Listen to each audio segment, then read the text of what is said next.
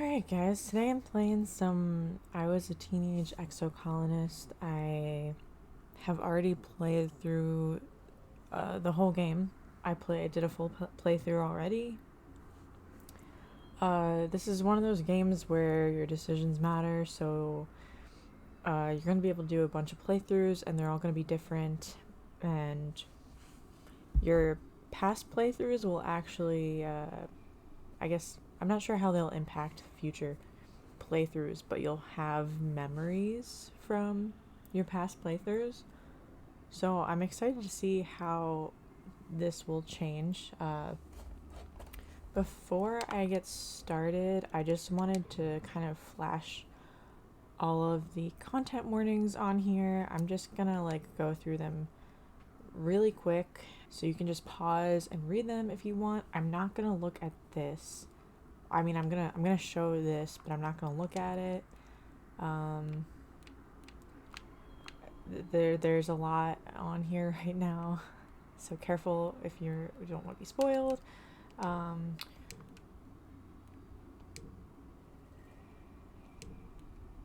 Yeah, okay. Just gonna go through all of these real quick. You can pause and read if you would like to.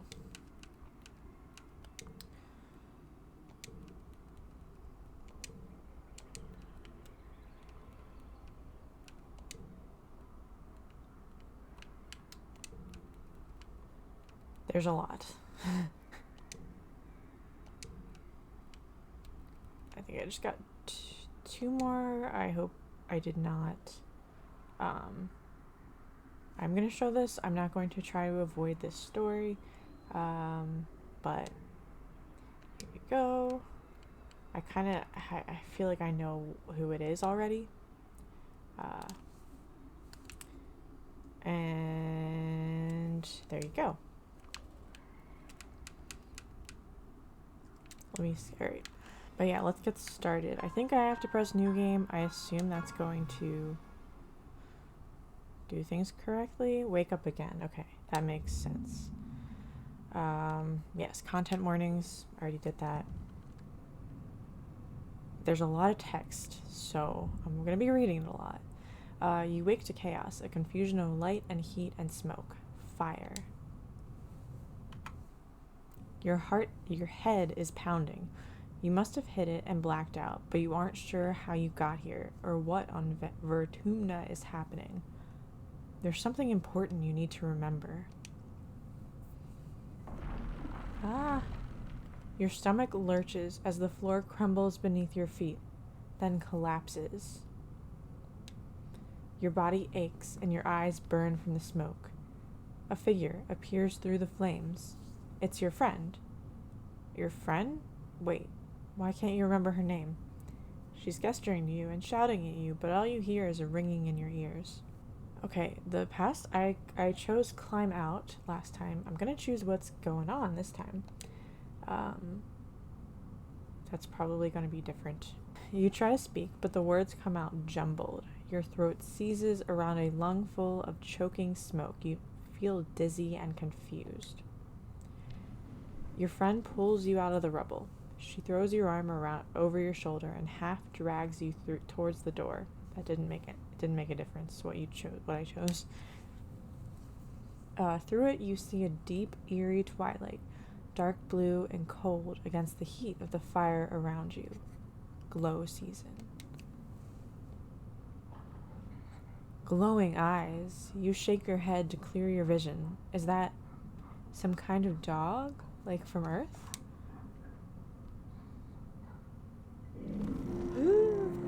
The creature howls and lunges, its jaws open. This game has got some great music.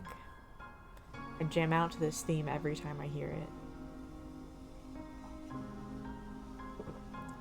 Anyway, I'm hoping to do a full playthrough.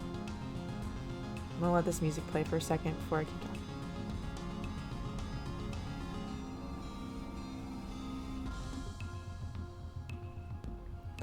Okay, I'm gonna do a full playthrough on this channel, you know, making certain decisions and I don't know how long I'm going to make each episode. I kind of would like to do a full year in an episode. There's 10 years in the game, but we'll see how long the episode is.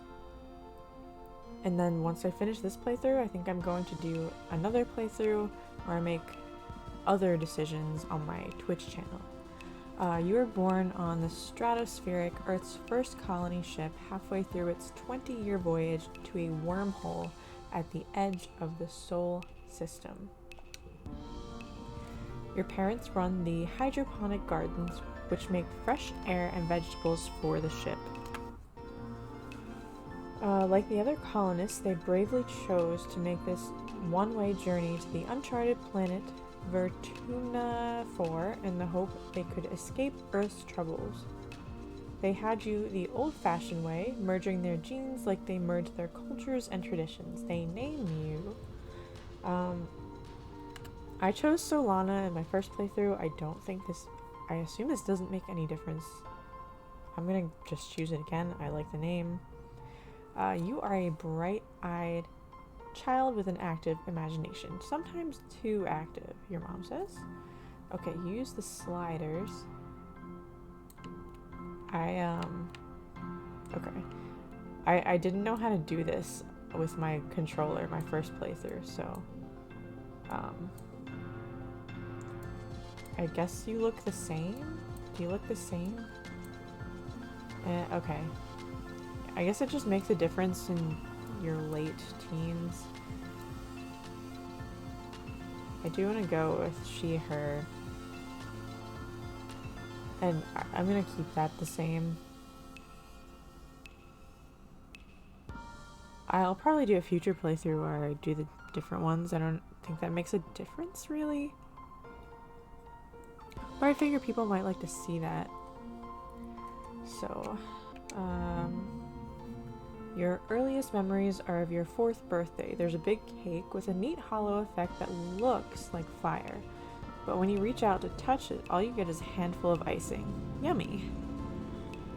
Your favorite present is... Ooh. These are like cards I had in my last playthrough.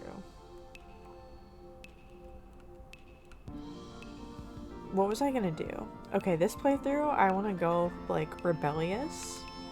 I think I'm gonna go with the sports ball. You kick that ball up and down the corridors all day. You want to play with Calm and the other older kids, but Security Chief Rhett says you should wait a few years. He seems nice. You don't understand why the older kids are scared of him.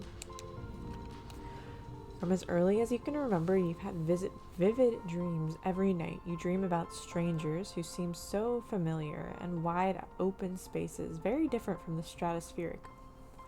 Sometimes the dreams are bad, and it makes you scared to go to sleep. So every night before lights out, your dad tells you a bedtime story. You often ask for tales of Earth, a place you've only seen in holovids. Your dad doesn't want to talk about it. How about we save that for another time, he'll say. Or maybe when you're older. He prefers made-up stories. Your favorite is... Ooh. I don't like that one. +2 to the last card. We'll go with Sir Knight and Princess Petticoats. Okay. Things were so much better back in medieval Earth, where when men fought dragons and women were so beautiful that unicorns came to help them if they were ever in trouble. Everything was so perfect and natural. Oh, so romantic and natural and perfect. You hope Vertumna will be like this. Every child on the stratospheric is given 1 genetic enhancement. By age 6, you see the first signs of yours. I picked Absorbent Brain for my first playthrough, and I think here I don't want to pick one. My mouse is hovering on stuff. I'm not going to pick one. I'm going to see how that changes things. Oh, wow.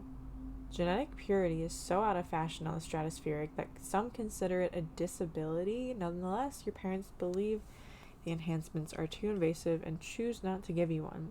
In the children's crèche, Antecedent showers you with praise and kudos for anything you do well, like she's expecting you to have trouble keeping on. Okay, this is going to be interesting. You share the extra kudos with your friend. So, not all the kids are pictured here. Tammy is not pictured here. And Tangent is not pictured here. So I either want to go with Anemone or Dis. I think I'm going to pick Anemone.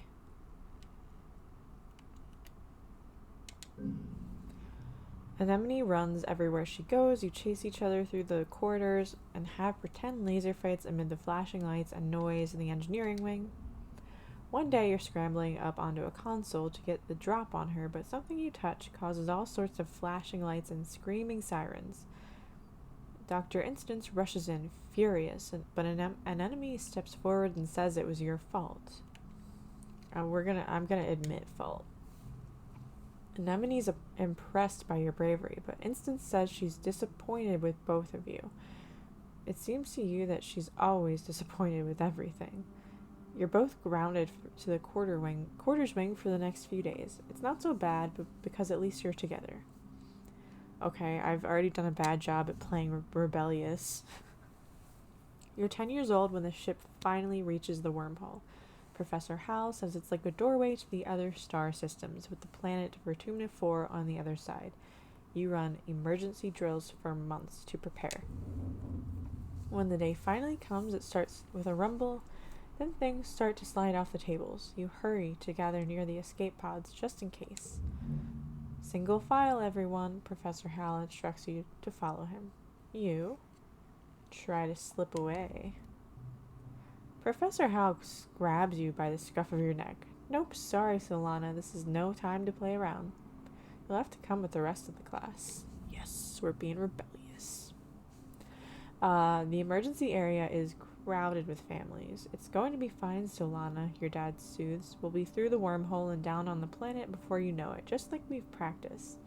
Your mom gives him a sharp, worried look. Red emergency lights switch on as sirens begin to sound somewhere distant in the ship. You try to breathe slowly like you were taught, but you're very scared. You look out a porthole. The stars are gone. When you're frightened,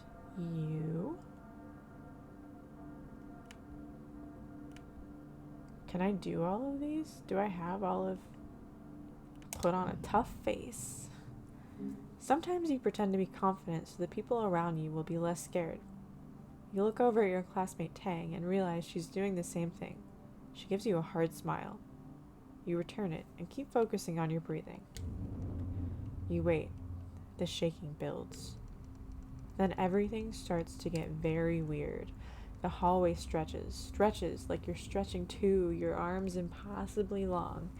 Your head feels like it's slowly filling up like a balloon and contracting down to the size of an atom at the same time.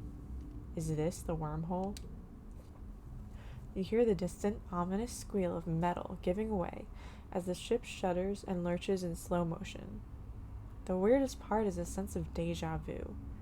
You're sure this has happened to you before, and you know, somehow, that everything is going to be okay. The shuddering reaches a crescendo. You hear an impossibly loud crunch and feel weightless for a few seconds before gravity slams you back against the wall. Head first. You black out. As you slip unconscious, you feel yourself twisted out of time. It's today, yesterday, and tomorrow all at once. And more than one tomorrow. Lots of them.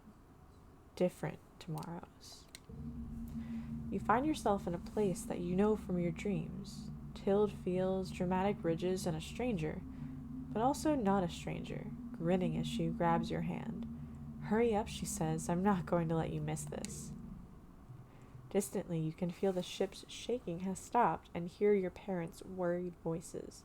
Feeling safe, you slip further into the warm embrace of the stars. You drift. Gradually, your consciousness reforms. You wake up in the medbay. The medbed under you plays a soft tone, and an automated voice speaks. 2 weeks have elapsed. The patient's cranial injury has completed healing. They may now be safely discharged. As the fog lifts from your head, you realize something seems different about this room. It's so bright. You try to focus on the window. Something is definitely different. The ground? Instead of the familiar blackness of space, bright light from the twin blue and yellow suns, blue and yellow, is streaming through the windows. You peer out and see fields, glass-walled domes and walls ringed by giant mushroom-like trees. There are construction materials everywhere and people walking around outside on the ground.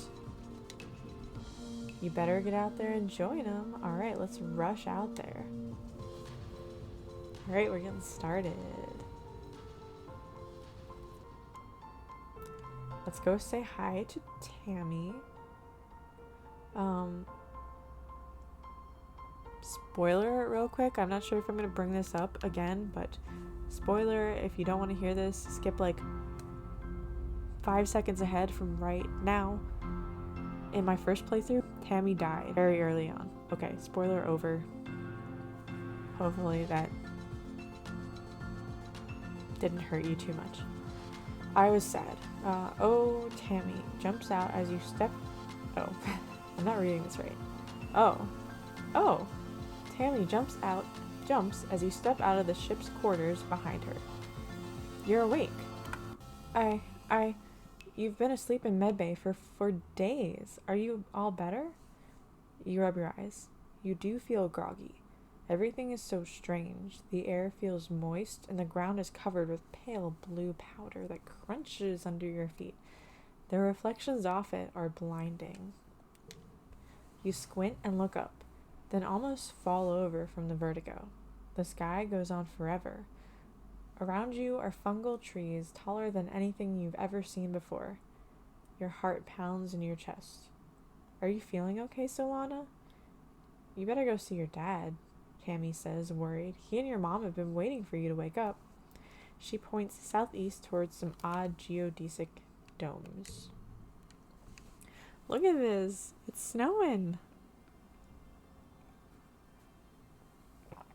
I have the tutorials turned off so I won't have to read through stuff I already know and stuff you don't really need to know unless you're actually playing the game. Solana, your dad gives you a big warm hug. I'm so happy you're finally awake. Dr. Instance thought it'd be best to keep you asleep while your noggin healed. Your mother and I thought you might sleep away the whole year, my snoozy little gooseberry. He checks your head and looks relieved. He was clearly very worried about you, but covers it with jokes and smiles. I said you love your dad first time. I don't want to say he's so embarrassing. I feel like that's not like a rebellious thing. That's just we'll love our dad. Welcome to Vertumna, he says, gesturing around you. You've never seen the stratospheric from the outside, except in pictures. The ship has been separated in two, and parts taken off to form other buildings and a big wall around the whole colony. The alien jungle creeps right up to the wall. Only the geodesic greenhouses pass outside it, dotting their way up to the hill. What's outside the walls? Oh, don't worry about that, my dear I don't know how to say this. Aubergine? Nothing that could hurt you. We just don't want you getting lost in the big world out there. That's suspicious. Oh, before I forget, he pulls a package out from his satchel and hands it to you. You blink and stare at it blankly. Don't you know what day it is? He asks. You honestly don't. You remind him that you've been asleep in medbay. Happy birthday, he shouts, wrapping you in a warm hug. Your birthday? Already? You feel a dizzying sense of deja vu. You stare hard at the wrapped package. You know exactly what is in there. You remember it. No, you dreamed about this package some years ago on the ship. Inside will be a small medallion in the shape of a sun that your dad made by hand. I know what it is. You describe the medallion, and your dad tisks as he hands you the package. Aw, who ruined the surprise? Was it Seek? I bet it was Seek. They hate fun. He grins and adds, don't tell them I said that. You start to explain that nobody told you, but someone shouts your dad's name. Listen, I'm so sorry, Solana, but I have to get back to work. There was an accident when we landed and... Don't worry, we're going to fix it. Your mother and I. Professor Hal is expecting you in classes if you're feeling up to it. Or you can relax in our quarters until you're feeling better. We'll talk tonight. Have a wonderful birthday, Solana. I love you. Thumbs up. Alright, let's go talk to the kids. This is Dis. You see Dis sitting on the ground beside some bushes. Is he hiding from someone? He seems to be watching the gate and in the wall to the south where grown-ups are coming and going. Kids aren't allowed past the walls, he says quietly, without looking up. They say there's nothing to be afraid of, but then why do we need walls? Why do we? You stare at the gate and have a sudden rush of memory, so strong that you think you might faint. You imagine something crashing through the wall, something enormous and dark and wriggly. For years in space, you've had half-remembered nightmares of monsters, of your ship being destroyed, of sifting through wreckage that used to be your home, trying to find something. Your dad always told you the dreams weren't real. Breaking you from your daydream, Dis whispers, I think there are monsters out there. I believe you. No, you don't. You're being sarcastic, I can tell. Nobody believes me. He turns his back and ignores you. I think if I say they're huge and wriggly and dangerous, he'll think I'm being sarcastic again, so I'm just gonna leave him alone for now. No, I wasn't teasing him. We'll make it up later. Okay, well, we're gonna go talk to my BFF. Hi, Solana. Anemone seems really at home here. She's rolling a sports ball around with her foot, making patterns in the weird blue snow. This stuff is different from snow on Earth, she tells you, because it isn't cold, but it's still neat, and you can make stuff out of it. Oops. Your foggy head clears a little. Anemone is simple, physical, real. You always feel grounded near her. What are you making? Just snow spirals, but earlier me and Cal made a big snow pal. You missed it while you were sleeping in medbay. Now that you're awake, we can play. Have you seen any monsters? Nope, just some little bugs. The grown-ups would say if they were monsters, right? Even if there were monsters, Chief Rhett would beat them all up, so don't worry. My mom says we're safer here than we were in space. You both look over at the wreckage of the Stratospheric, the spaceship where you were born. Anemone's mom, Antecedent, is probably right about that. Look what the wormhole did to your ship. Why aren't you in school? School! I wondered where everybody was. I'm gonna be late for humanities class. She doesn't look very worried to you. It's okay. Professor Hal is chill. He won't mind. But we should probably go. Hey, Racia. Alright. I think I am gonna go to school this round. I don't think there's anybody else to talk to right now. So yeah, let's finally advance the story. We kind of got through all the opening, intro stuff, and now we're kind of... Oh, I'm already messing up. With the... This is the wrong location. Could relax, or I could go study. I can do life sciences or humanities. Persuasion is probably a good skill to have if I'm going to be rebellious. Welcome, Solana. I hope you're all warmed up and ready to study the glorious humanities, history, literature, language, media, and philosophy. And yes, if you're lucky, we'll have a little ancient Earth poetry too. He seems excited about that last bit. By the way, If anyone is interested in taking engineering classes, please register through Congruence's scheduling system when you have a chance. She'll be helping me teach them. Today's assignment is an easy one, because I was up late repairing Congruence's sub-terminal and I could use a nap. I'd like you to write an essay on what the Vertumna colony means to you. We're gonna doodle. Yeah. Yes. True to his word, Hal leans back in his chair and begins to snore. You doubt he'll even bother reading this assignment, so you just practice drawing made-up animals on your hollow palm instead. When Hal wakes up from his nap, he asks a few students to read their essays to the class. You're docked a few kudos when he discovers you didn't bother to do the assignment. He thinks your animals are pretty cool, though. Oops. Okay, this is like one of the main gameplay elements. Basically, you get these cards and you want to reach the score on the right where it says goal. And like, if I match up like the ones, that's gonna give me a point bonus. If I match up the red cards, that's also gonna give me a point bonus. And I can also do like a straight, it's like poker. We're playing poker. I worked well this month. You don't always have to reach the goal. The goal, it sometimes has a negative effect if you don't reach the goal, but usually on the stuff right now, it's reaching the goal means I get a bonus.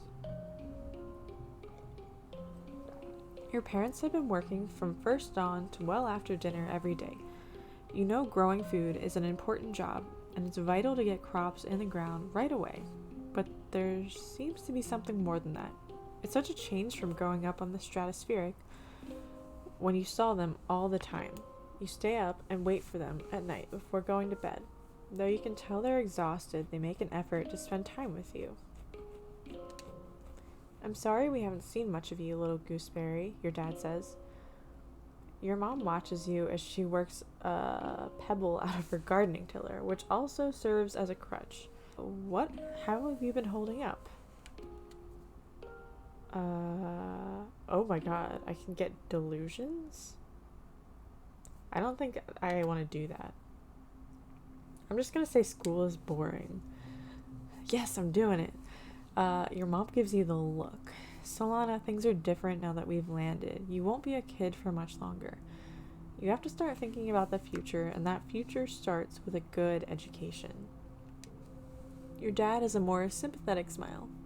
You just have to find a subject you like, and Professor Hal will give you kudos if you get good grades. You can spend them at the depot once it's open.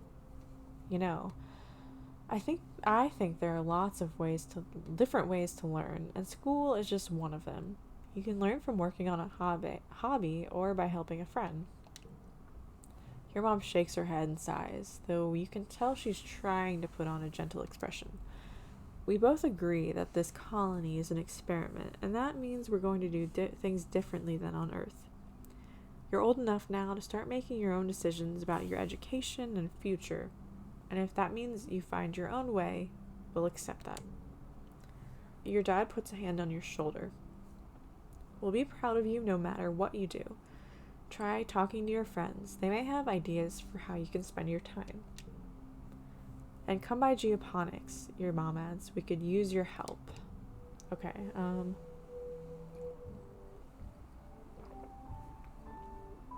So I think I can still be fairly rebellious while still going to school. In my last playthrough, I did go to school a lot. I don't think I'm going to do it as much here. I basically became a botanist in my last playthrough. Anemone is bumping a sports ball with her wrist, trying to keep it in the air. Heads up! Ooh, I can do a trick. You catch the ball with your wrist, bop it up, and headbutt it back to Anemone. Whoa, nice move, Solana. You bounce the ball back and forth with her, trying to see how many times you can rally and keep it going. Anemone tells you about the new sports ball court, a proper regulation-sized court, way bigger than the little 0G one on the stratospheric. Her brother Com is coaching the junior sports ball team this year. Oh yeah, we can do some sports ball. Okay, I might not read all of the dialogue. I still think I'm gonna... Let's see. I've been playing in the fresh air. Sure, Vertuna is magnificent, isn't it?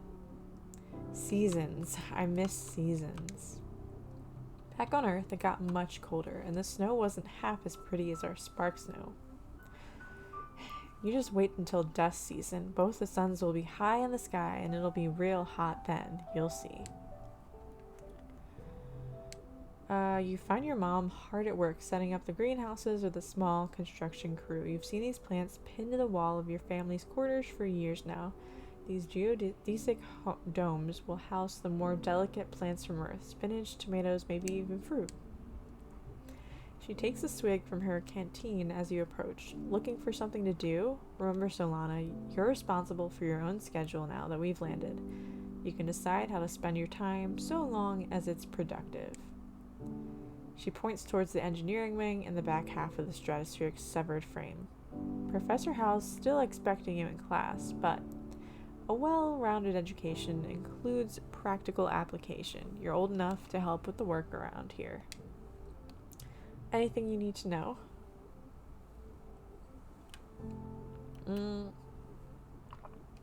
This is kind of more just like informational stuff. So I just want to ask one question. Can I join expeditions? You're too young to leave the colony. Okay, for now, stay inside the walls. Yeah.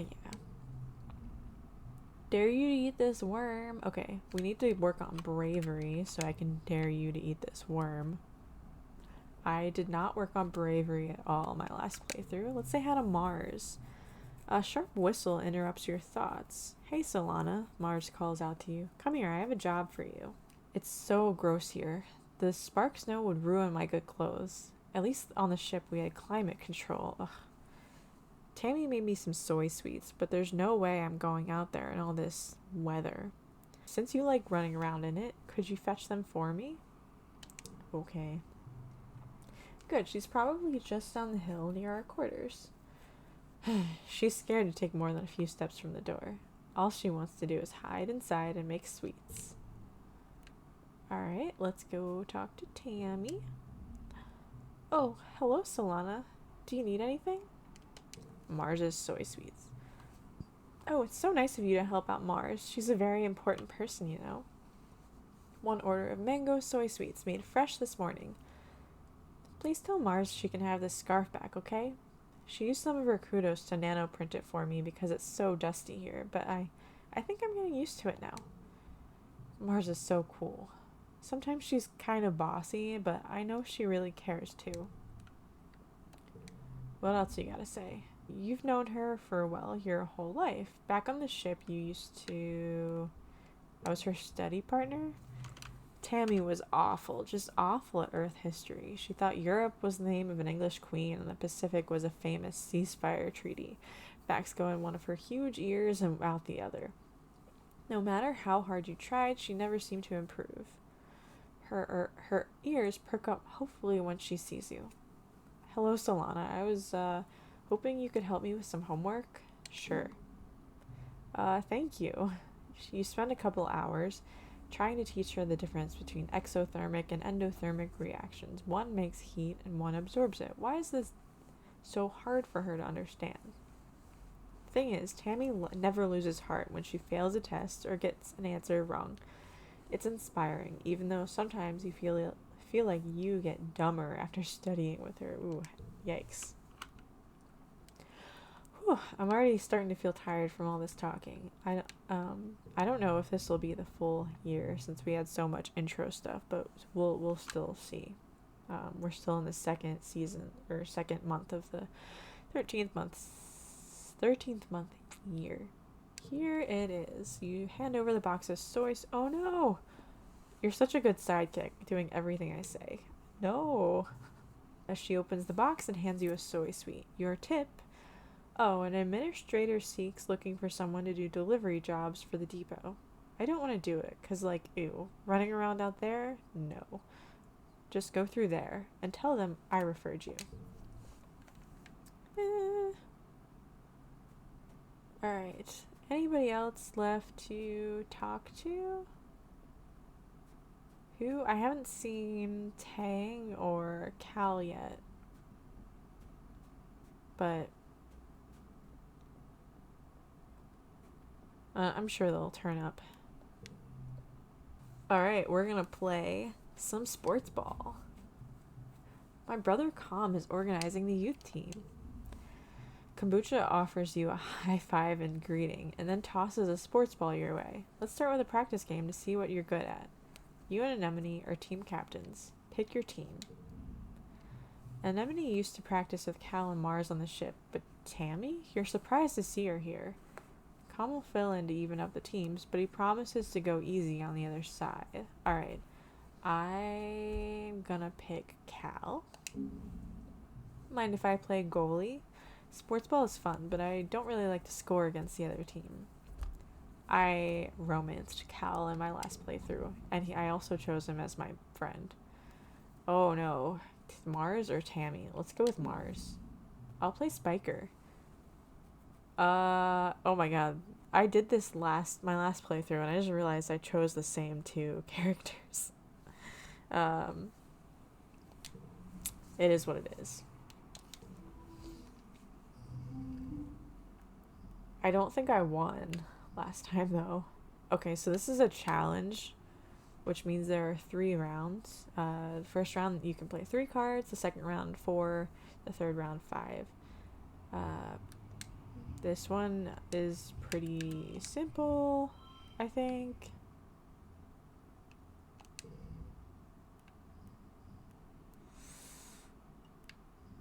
I'm not really sure what to play this round, because this feels useless right here.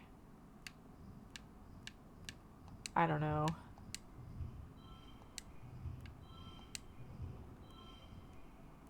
Not great. Hopefully you got some good card. Okay, this is better. All cards under 2 become. There we go. We got a super goal win. Cal makes an amazing jump save, but is winded when the ball hits him in the chest. The score is tied, with Anemone and Com putting the pressure on. Then blam! You score the match point with a rad spike all the way from the net line.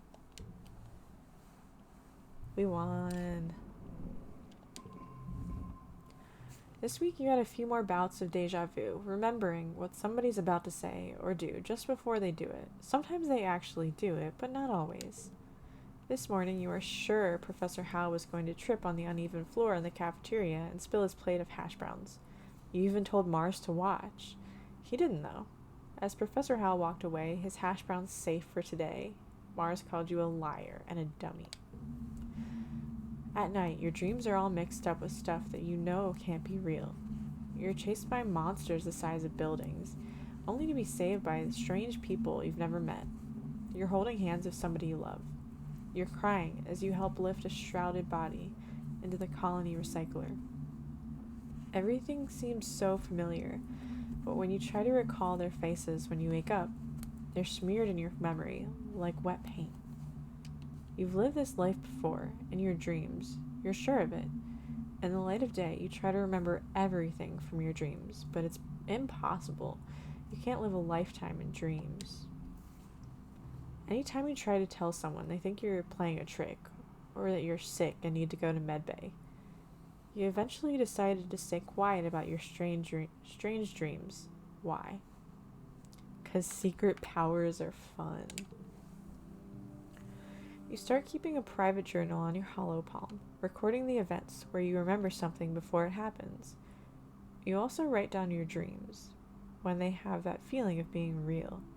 You like the idea of being magic and seeing the future, but some of these dreams are very scary. You hope that, like Professor Howe's hash browns, they don't all come true. I'm gonna keep calling them seasons. Month 2 done. last month of the season now. Ooh, Tang is out. Tang is so cute. She was like one of my best friends in my last playthrough. I call her Tang even though it's Tangent. Whatever. Tang is hunched over the hollow palm, frowning and poking angrily at the air. She speaks without looking up at you. Professor Howell wants us to prepare a list of native flora with pictures. There should be a catalog on the colony HoloNet, but I can't find it anywhere. Plants? Tried looking outside? She looks down, then up, and squints her eyes at you. Was that a joke?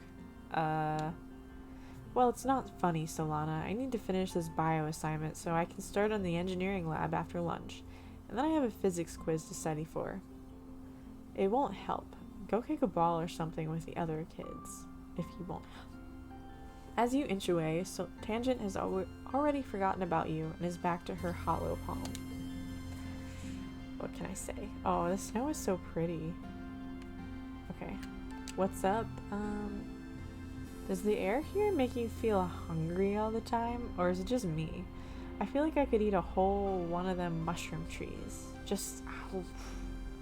She mimes shoving a whole giant mushroom in her mouth.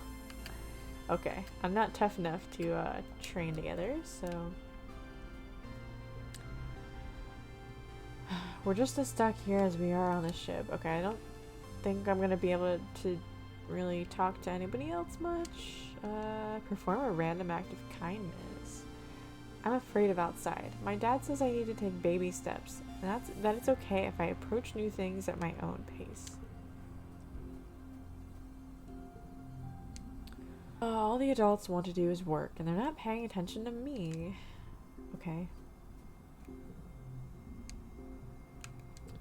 What do I want to do? Oh, there's Cal, and we can talk to Cal now. Cal is riding around the geoponics gardens in his hoverboard.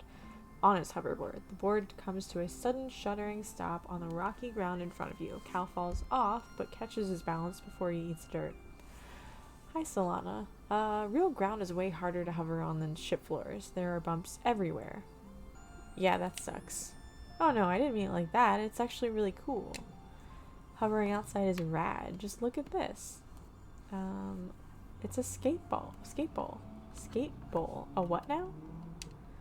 Like, it's all round and the sides go up? So you can do hover tricks? He jumps on his board and shows you how it's done. Can I try it? Sure, but please be careful. Mom says if I break my hoverboard, we can't make another one. You take turns riding around the bowl, trying to get up enough speed, going around one side to come back up on the other.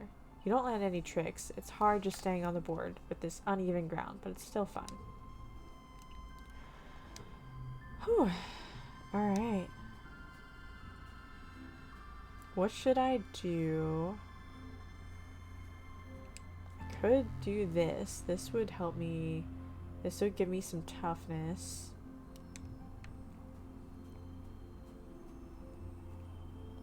I really want to work on the bottom set of skills, which I did pretty well last time, but I mostly worked on the middle set of skills. Needs toughness. View the notice board. Colony food shortfall, minus 100%. Colony security rating, evaluating. We'll be hosting our first annual Verturnalia festival during the second week of Dust. Notice, take precautions outside the colony boundaries. Xenofauna have been sighted in the area. Survey teams are investigating. Alright. I guess I will apply. I can carry a lot of stuff. So yeah, we can do this. Organizing and perception. Okay, perception will be good to do.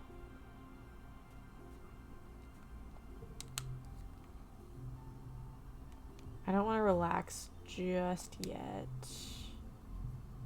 I'm gonna avoid doing life sciences. Creative. Okay. Can I do anything else here? I'm not gonna do that again. What's up? You step cautiously through the colony gates. Hey there, kiddo. I'm afraid expeditions is off limits for now. It's not safe out there for kids. You better toughen up so you can join the squads when you're older. I am not tough enough or brave enough. But we can look at the map. I'll just show it to you for when we get there. I'm not going to read through all this stuff right now because I've been reading so much already. I will read it probably. I'll look at it later. We'll look at the bestiary later as well. I think I either want to do this or this. Maybe I'll do this so I can work on my perception a little bit. That sounds good. Seek sends you all around the colony delivering supplies. During your first week, it's mostly small things you can carry by hand or push on a little cart. Stuff like tools and electronics. Some are high priority, which means you have to move fast. It's fun getting to yell, "Important delivery coming through," and people actually get out of the way. Alright. A little sip of water. So, like right now, it's best. This is. Eventually, it'll get tougher to decide what order to put them in, but this is obvious to me. Just group the 2 blues, then add the 1, then the red 2s. An easy win right there.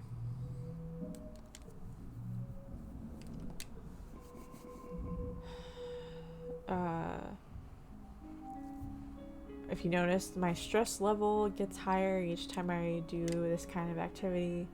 Once my stress level reaches 100, I can't do any activities anymore. I have to rest. So I could probably do 1 more activity. And we get collectibles. I can use these collectibles and gift them to people. I, from my last playthrough, happen to know that Anemone really likes these Xeno eggs, so I'm gonna give her one. And I can look at my friendships on this screen. You can see we're doing good with Anemone already. Who else do we look pretty good with? Cal is our, yeah. And then we can see all this stuff. Okay, so I still have all my memories from my last playthrough. I'm curious. Yes, okay.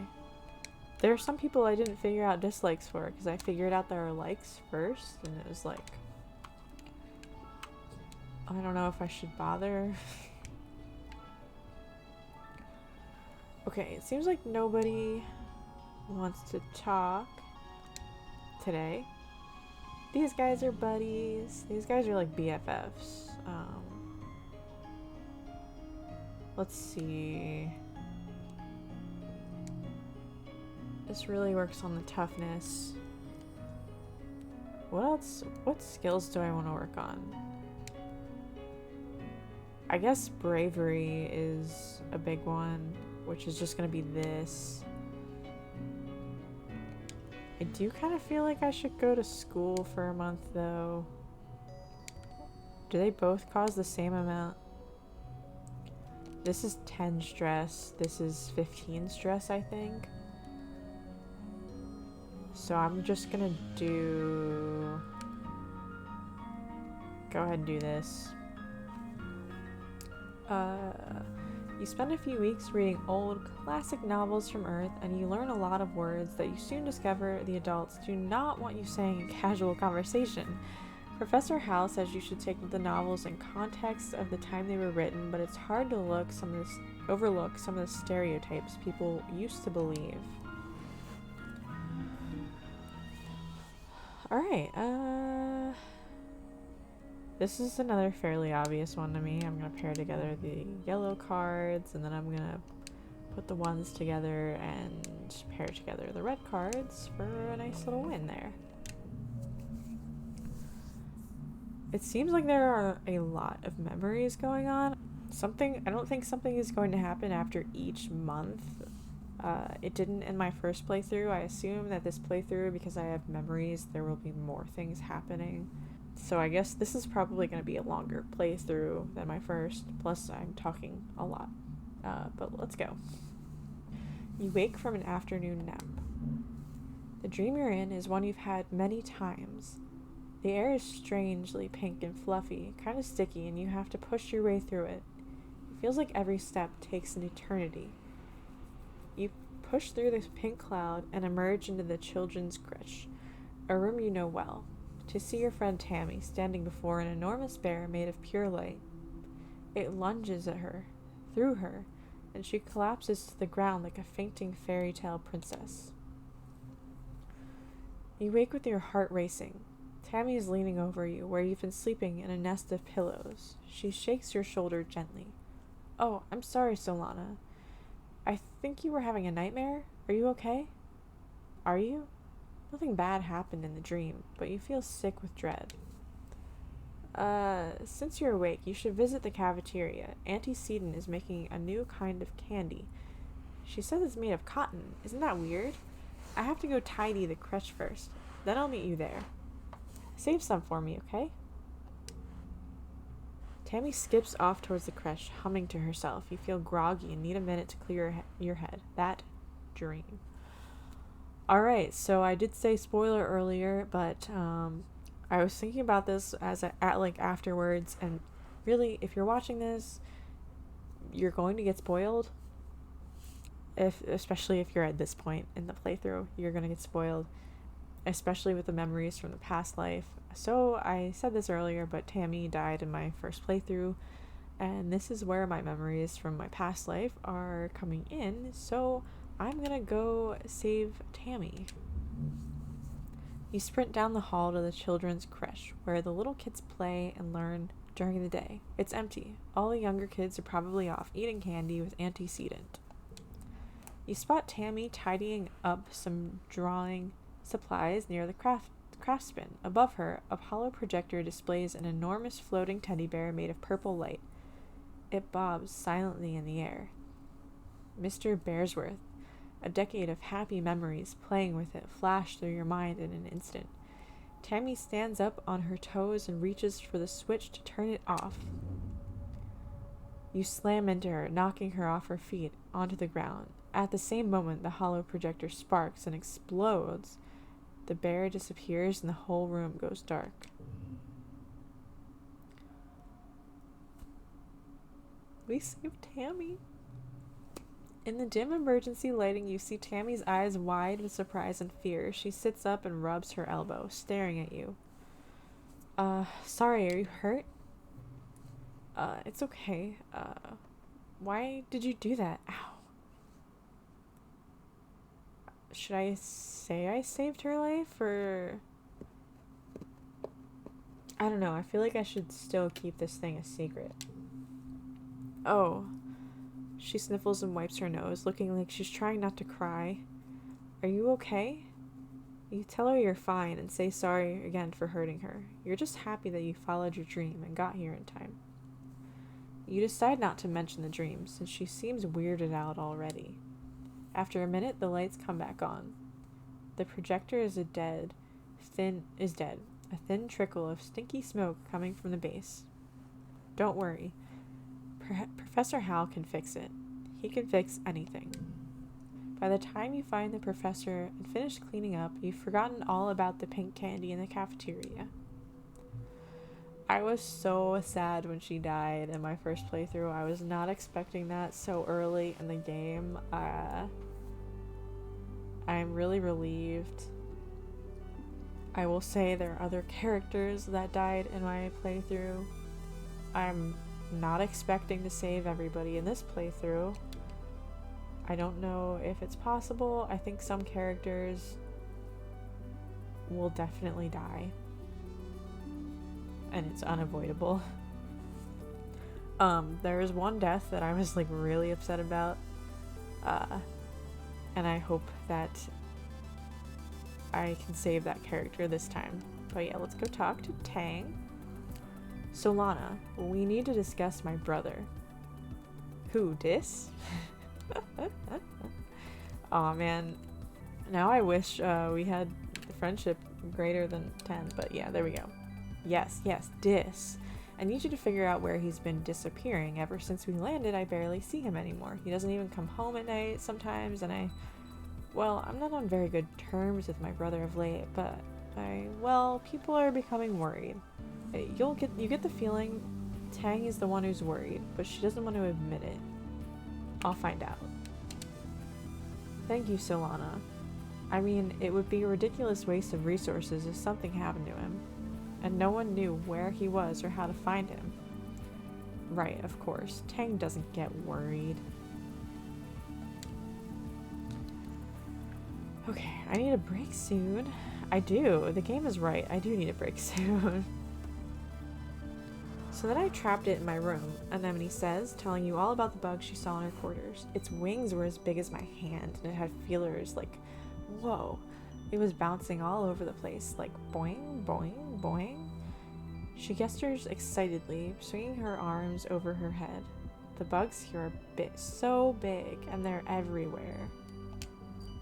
I was gonna give it to Tang. She loves gross bug stuff, but she said I should just let it go, because if it stung me, I might get weird mutant powers. I mean, other than the one I already have. And I wanted to see if I got more weird mutant powers, so I started jumping around off higher and higher things until I was jumping off the back of the ship. And I got in so much trouble, but it wasn't even that high. Hold on. Ugh, I'm gonna die. I busted up my knees and it's so itchy when my scales grow in. Annie, don't pick at it. Chief Steward Antecedent's voice rings out across the garrison yard, pleasant but firm. It instantly transports you back to being in the ship Kretch, tugging on her skirts and calling her auntie. Anemone jumps and stands up straight, her hands flying to her sides. But Mom... Anemone whines, digging her fingers into her knees as Antecedent, oh my god, I just got it.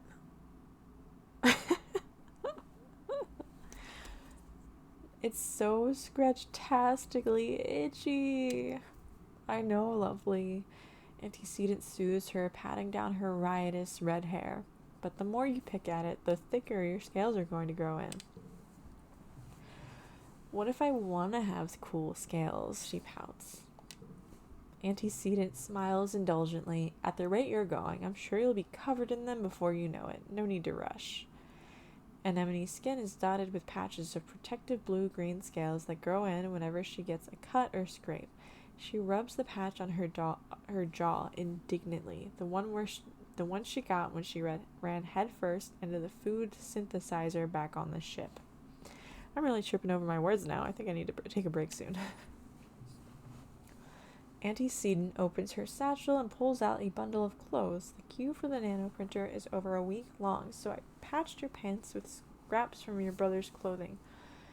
Please try not to put any more holes in them, or yourself, okay? She hands the clothes to Anemone and kisses her on the forehead. Anemone sticks out her tongue and gags. Yuck. Anemone evaluates the clothes as her mom walks away. Galactic, she breathes as she runs her fingers over the odd-colored patches. Then, right there in the middle of the yard, she unashamedly squirms out of her pants and pulls on the new ones. Wow, I look like a fighter jet from the Hollows, she exclaims, showing off her new pants. Like when they'd stencil your kill count on the plane. Or like a really cool scar. Yeah, you get it. My pants are scarred, just like me. Oh boy, let's go talk to Dis, see what's going on. See if I can figure out where he's been disappearing. His eyes flit briefly to yours, then he stares vaguely off towards the hollow palm, towards the engineering wing where his sister is reading on her hollow palm between classes. He doesn't say anything. Where'd you go? Has to have a certain friendship. She's worried about you. I don't think aggressive really works with him. I don't think she's worried about you will help. I think leaving him alone is probably the best thing to do for now. Alright, we can talk to Tammy again. Tammy is sitting down in the grass with a baby on her lap. They're playing nicely with some flowers or a strand of the beads in Tammy's hair or something. Tammy keeps gently removing her hair from the baby's mouth. Oh, Solana, our baby's the best. There are so many new babies in the crèche. You'd think we were starting a colony or something.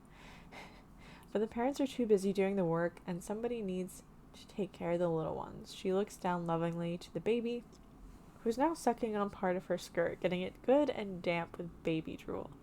You could help too. It would be fun. Unlock babysitting. This is something I didn't have before because Tammy died, and I never got the chance to unlock this. The baby chooses the moment to spit up a big puddle of yellow pale liquid onto Tammy's dress. Oopsie. Tammy coos and picks the baby up, and she holds them out toward you. Could you take them for a minute while I find a towel, Solana? The baby hiccups and rolls their eyes. They still look a little queasy to you. Okay, I guess. You hold the child at arm's length, willing them to keep the rest of their stomach contents in. They hiccup again, then let out a tremendous belch as loud as a drunken sailor. You have to admit, that was kind of cute.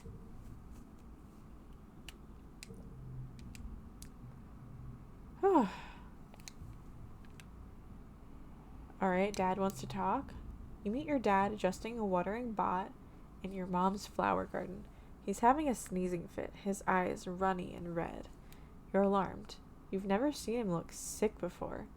People were hardly ever ill in the stratospheric, except sometimes when the zero-G rooms made them queasy. Not to worry, my little beanstalk. I'll be fine. It's just this pollen making my head a little stuffy. He wipes his nose with a handkerchief and looks around. Everywhere you turn, the air is soupy and tinged with pink from all the floating pollen. On Earth, your dad tells you, we used to call this hay fever, even though it had nothing to do with hay. Your mom cuts in, carrying a large bouquet of flowers. The native flowers seem to be in full bloom this time of year, and they smell fantastic. Your dad smiles kindly and agrees that they sure are beautiful. Then he blows his nose loudly. We're going to sniff the flowers. They do smell good, and they look harmless. Your dad's eyes look so sad, but maybe that's just the allergies. Hey, Solana, I know the last few weeks have been hard for you. This might be a good time to relax and stick around in the quarters wing. That is what I'm going to do. Nobody else wants to talk to me. Maybe we can look at the bestiary now. Float cow. These cumbersome-looking creatures are actually lighter than air due to the large helium sacs on dorsal and ventral sides. Careful balancing of helium and urine allows them to control their elevation. They produce a salty, high-protein, milky substance for feeding their young that is also nutritious for humans. Oh my god. Alright. I'm not going to read all of them. Just that one for now. Because I'm starting to feel tired. I'm gonna rest. Here?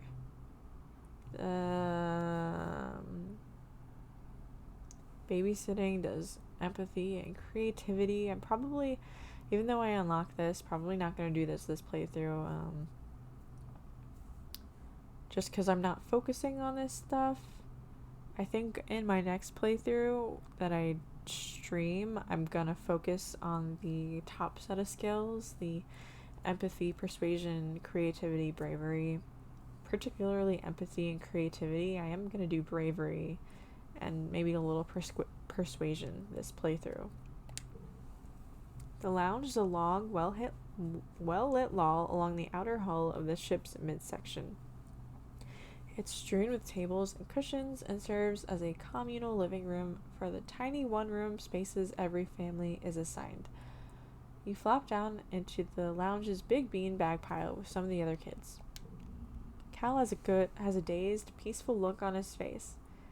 The air smells so good on Vertumna, and so does the dirt even. You notice his clothes are filthy, but obviously Cal couldn't care less. Anemone bounces in.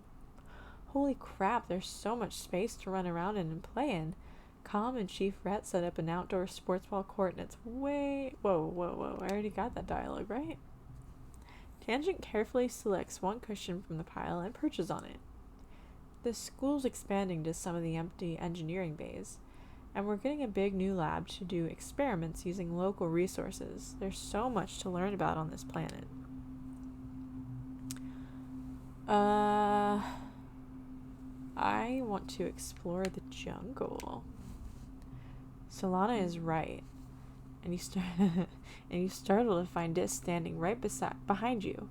Ah, when did he get here? Did you see those huge beasts in the jungle as we were landing? I wonder if there are more out there. You've had less of the deja vu, dreams come to life feeling this week, and you're starting to think you'd even imagined it. But suddenly, you get a prickling sensation in the back of your neck, and remember that Mars is about to enter the lounge and tell everyone to look outside. You stare at the door. Mars walks through as if on cue. OMG, everybody, look outside. They're hoisting a flag over command. You know what that means, right? She stands tall, with her hands on her hips. Rotumna is officially humanity's first exocolony, ever. You look out at the flag, feeling dizzy, and silently mouth the words along to what she says next. You remember this moment so well. This is history, kids, she exclaims, wrapping Anemone and Tangent under each arm. And we were there. Oh, we took the month off. So when we take the month off, we can choose to forget a memory. I think it's a little early to start doing that, so I'm not gonna do that yet. And we're in late pollen. Whew. I don't really have gifts for people yet. Can I? Okay. Let's see if anybody wants to talk this month. Okay. Looks like we can go right to the next month. I don't see any collectibles to get.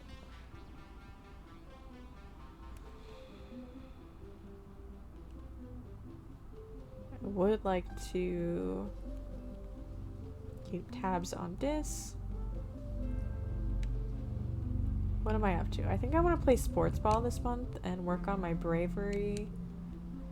Mars may not be as skilled a sports ball player as Anemone, but she plays hard. She orders people around the team like a team captain, but she isn't so great at passing the ball. She'd rather be the star.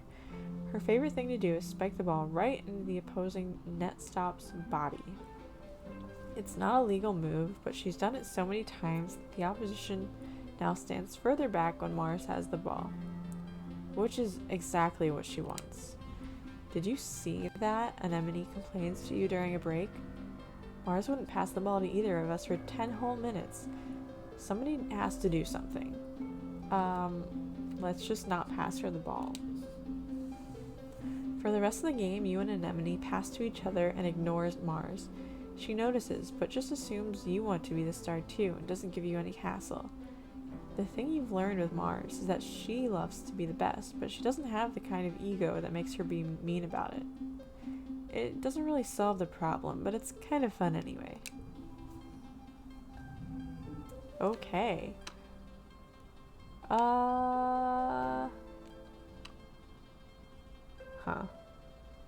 Well, this should still be fine. Yeah, there we go.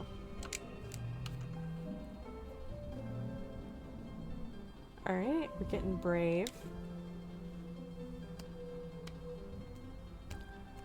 Tough and brave. Alright, we are in early dusk now. How long have I been going? We are about halfway into the year. So I think this is where I'm going to call it for this episode. There was just a lot of intro stuff that is making the first year longer. And so I think what I'm going to do is I'm going to finish the rest of this year in one video, and then hopefully the rest of my videos will be full year long. I'm hoping to release these pretty much all in succession, either every day until I'm through it, or every other day to get some other games in. But I hope you're enjoying the playthrough. I'm going to have the Steam link to this game in my description, as well as the Twitter page. You can also get this on Switch, and I think all consoles and PC. This is a really cool game. I've really been enjoying this. I'm really excited to play more and to play lots more playthroughs. I'm sure I'm going to be doing a lot more playthroughs, so if you want to see more, subscribe. Tell me what playthroughs you'd like to see. I'll probably be streaming them after this playthrough, but they'll still be uploaded here. But yeah, I'm really excited about this game, and I highly suggest you go check it out and tune in for more of my playthrough. So thanks for watching.